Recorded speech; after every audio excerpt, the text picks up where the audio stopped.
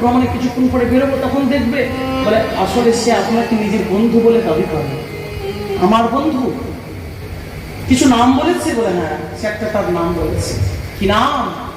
সে তার নাম বলেছে সুদামা। যেই সুদামা নামটি কৃষ্ণের কর্ণ কোহরে প্রবেশ করেছে, সুদামা নাম শ্রবণ করা মাত্রই গোবিন্দ খড়গ পর্যন্ত রঙ্গমহল উচ্চ সিংহাসন থেকে লাফ দিয়ে নিচে নামলেন।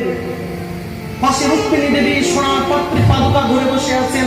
পাদুকা পড়ার পর্যন্ত ভগবানের অবসর রইল না, খালি পায়ে দৌড়চ্ছেন ভগবান দ্বার প্রান্তের দিকে, আর মুখের মধ্যে শুধু একটি নাম, সুদামা সুদামা সুদামা, একটি মাত্র নাম। ভগবানের গাত্রবস্ত্র উত্তরীয় খসে পড়ছে, মাথার মুকুট খসে পড়ছে, খালি পায়ে উত্তরীয় ছাড়া মুকুট ছাড়া গোবিন্দ রাস্তায় রাজপথে দৌড়চ্ছে, আর মুখের মধ্যে শুধু একটি মাত্র শব্দ,